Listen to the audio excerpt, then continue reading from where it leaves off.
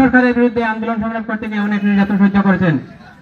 সুনামগঞ্জ জেলা বিএনপির সুযোগ্য আহ্বায়ক, ছাতকগড়ার মা মাটি ও মানুষের নেতা, ছাতকগড়ার উন্নয়নের রূপকার, সুনামগঞ্জ জেলা বিএনপির সুযোগ্য আহ্বায়ক, কেন্দ্রীয় নির্বাহী কমিটির অন্যতম সহ সাংগঠনিক সম্পাদক জননেতা জনাব কলিমউদ্দিন আহমদ মিলন, জননেতা জনাব কলিমউদ্দিন আহমদ মিলন।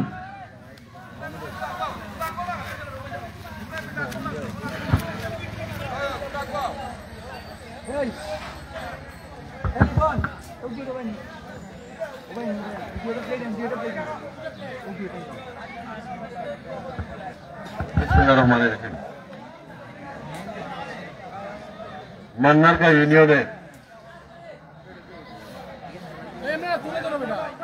আজকে বিএনপি ৫ ও ৬ নম্বর ওয়ার্ডে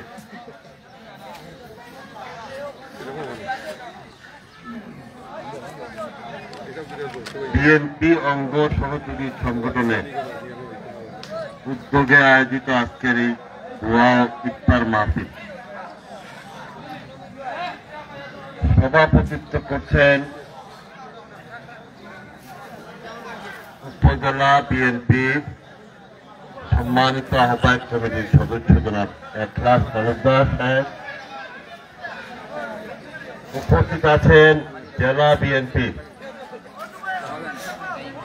আহ্বায়ক কমিটির সম্মানিত সদস্য সাবেক চেয়ারম্যান, সাবেক জেলার সহ সাংগঠনিক সম্পাদক জনাব আলহাজ আব্দুল বারী।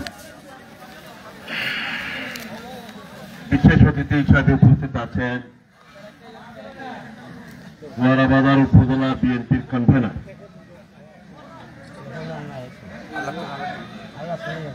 জনাব আলতাফুর রহমান খোকন।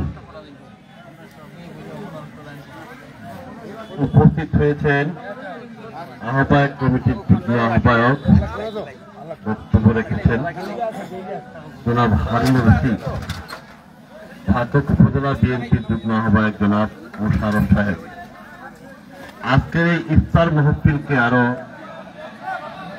গর্বিত করেছেন আমাদের জেলা থেকে আগত নেতৃবৃন্দরা। এখানে জেলা স্বেচ্ছাসেবক দলের আহ্বায়ক সাহেব এসেছেন বিশেষ অতিথি হিসাবে, জনাব মুনাজির হোসেন। এখানে আমাদের ছাত্র দলের আহ্বায়ক, সংগ্রামী নেতা, আপনাদের অনেকেরই পরিচিত এবং নবগঠিত স্বেচ্ছাসেবক দলের সদস্য সচিব জনাব জাহাঙ্গীর আলম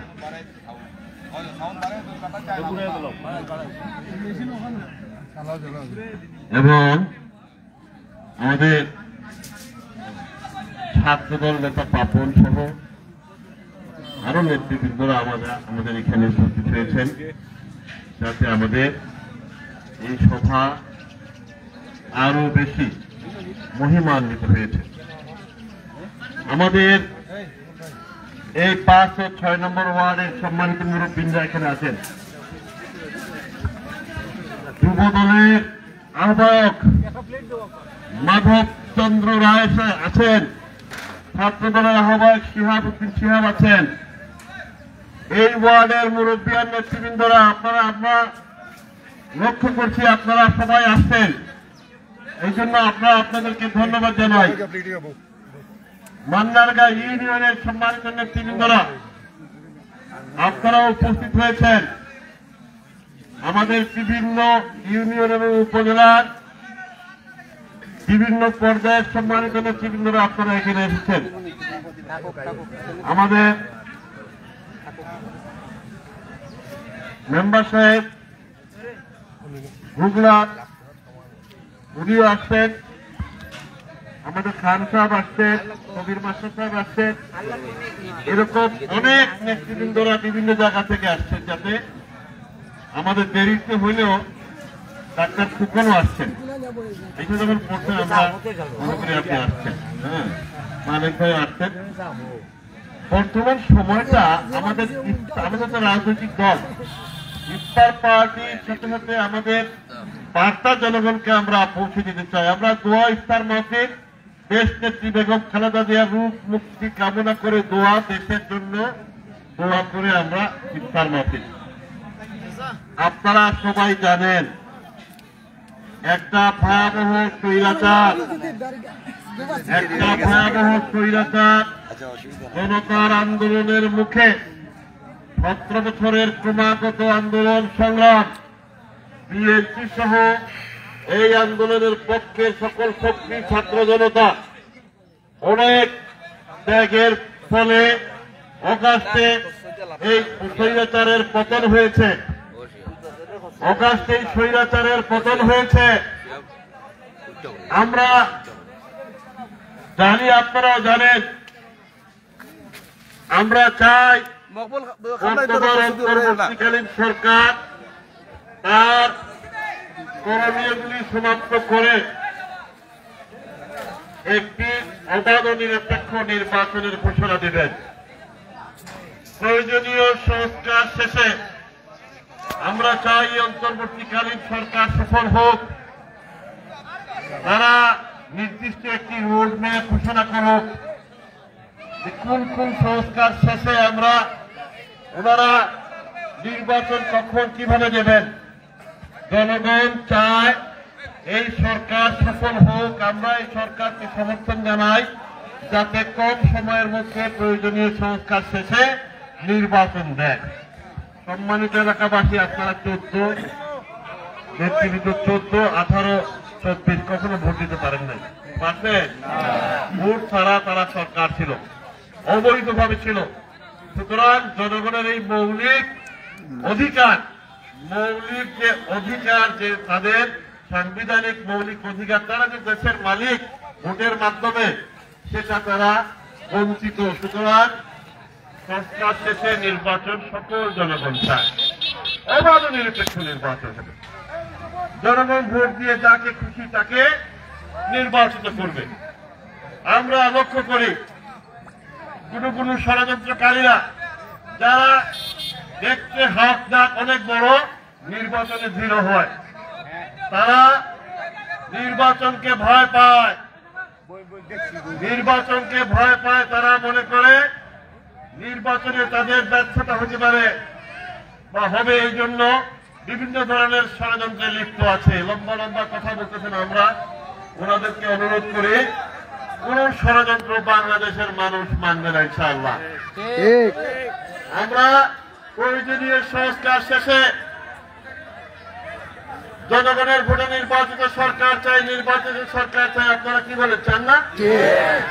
আমরা এই সভা থেকে, ইফতার মাহফিল থেকে হাত তুলে প্রয়োজনীয় সংস্কার শেষে নির্বাচন চাওয়ার দাবির প্রতি আমরা সমর্থন জানাই।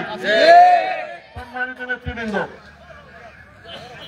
পতিত স্বৈরাচাররা গোয়ারা বাজারের বিভিন্ন অঞ্চলে আমাদের নেতা কর্মীদের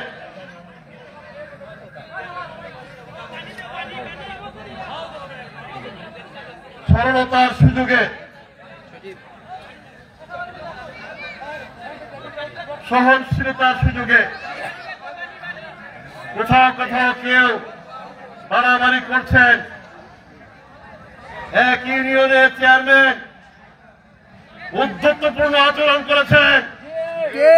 এই সভা থেকে অবিলম্বে তাকে গ্রেফতার করার জন্য আমি জেলা বিএনপির আহ্বায়ক হিসাবে জোর দাবি জানাই প্রশাসনকে।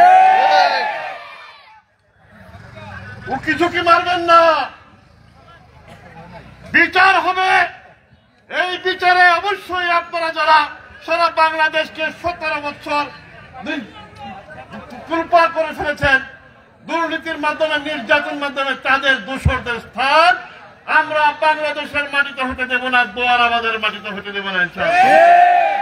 সজাগ থাকবেন। আমরা মনে করি আমাদের লড়াই এখনো শেষ হয় নাই। বাংলাদেশের জনগণের অধিকার বাংলাদেশের জনগণের হাতে ফিরিয়ে দেওয়া পর্যন্ত আমরা রাজপথ ছাড়ব না ইনশাআল্লাহ। লড়াই লড়াই লড়াই চাই, লড়াই লড়াই লড়াই চাই, লড়াই বাংলাদেশে।